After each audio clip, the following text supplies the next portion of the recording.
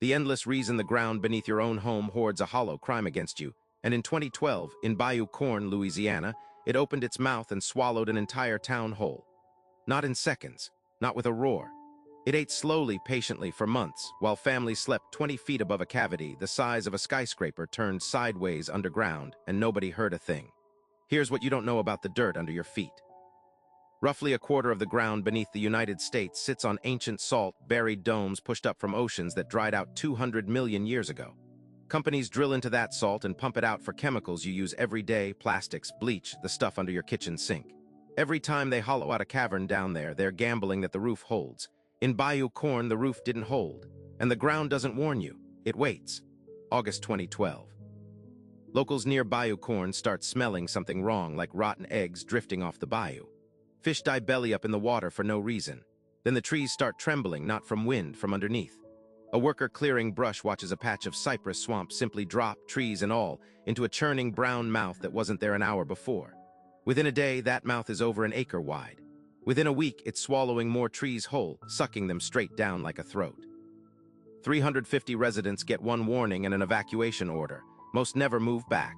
Their houses still stand today, empty, waiting for a town that isn't coming home. Here's the part investigators didn't expect. This wasn't a sinkhole in the way people picture sinkholes, some old cave ceiling giving out from rainwater and time. This was younger, sharper, angrier. A company called Texas Brine had been mining salt from a cavern nearly a mile underground, and that cavern had drifted sideways over decades, edging dangerously close to the sheer wall of the salt dome itself. One side gave way.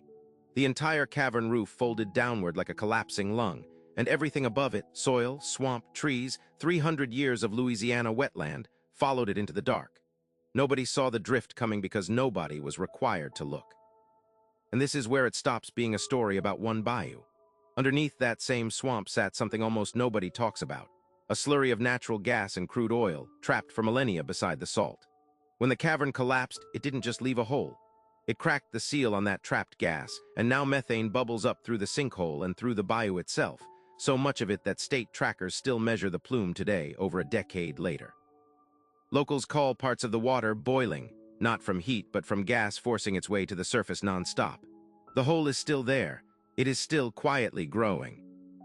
Engineers estimate it has swallowed over 37 acres of what used to be solid Louisiana wetland, and every survey since has found the edges creeping wider, not stabilizing, not healing.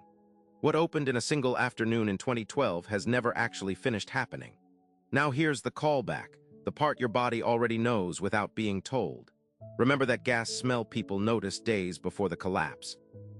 That was the ground trying to warn them, venting pressure it could no longer hold, and almost nobody recognized it because nobody expects the earth to leak a warning.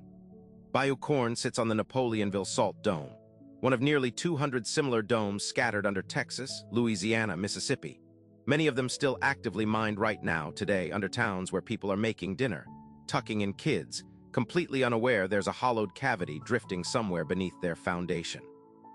This isn't a freak accident confined to one Louisiana parish. It's a pattern regulators have quietly flagged in at least a dozen other salt caverns across the Gulf Coast, caverns mined for decades with incomplete monitoring, some of them under residential land, some under highways, some under schools.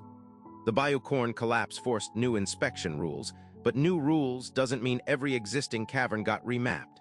It means the ones we know about got flagged. The ones drifting undetected, the way Texas Brine's cavern drifted for years before anyone noticed, are still down there, following the same slow physics on the same clock nobody's watching. So the town is gone. The hole is still spreading. The gas is still rising through water that locals were told for years was safe to touch.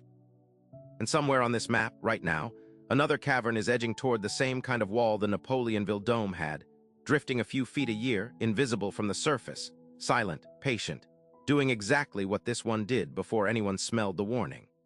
The only real question left is whether the next town gets that same rotten egg whisper of a warning before its ground gives way, or whether it just gets the sinking trees.